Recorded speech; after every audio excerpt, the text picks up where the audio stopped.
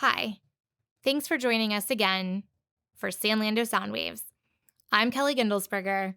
Today is week 11, day 55. We're going to be reading Luke chapter 22, verses 14 through 23.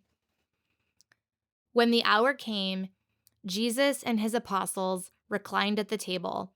As he said to them, I have eagerly desired to eat this Passover with you before I suffer. For I tell you, I will not eat it again until it finds fulfillment in the kingdom of God.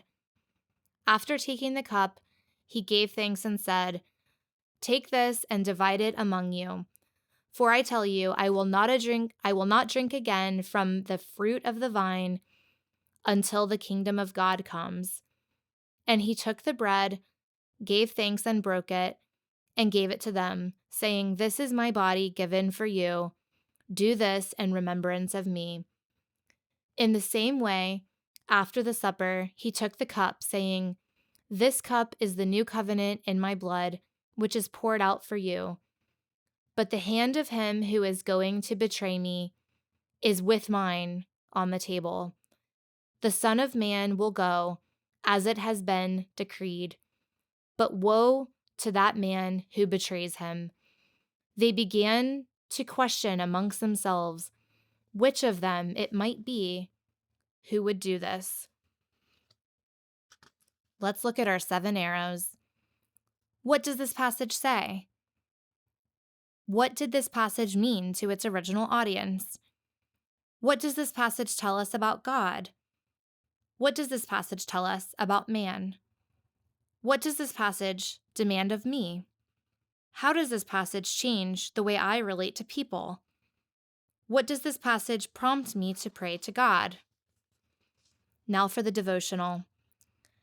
The Passover became a long-standing memorial among God's people. Each year, they commemorated the act of God's deliverance through a ceremony that was meant to remind them of the faithfulness of God to save his people. Jesus chose this occasion to gather his disciples before his crucifixion. During the ceremonial Passover meal, he told his disciples that the broken bread was a picture of what would soon happen to his body.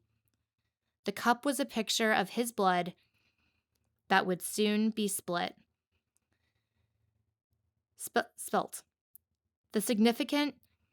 The significance of the Passover would intensify through Jesus' work. No longer would it picture a past event where God delivered a specific nation from slavery in Egypt. Now all those who lived by faith in Jesus would eat the bread and drink the cup as a picture of the deliverance from slavery to sin that Jesus' death and resurrection made possible. Throughout all history, this meal, often known as the Lord's Supper, would point to Jesus' body that was broken and his blood that was poured out so that his people could be saved. Thanks for joining us, and we hope to see you again next week.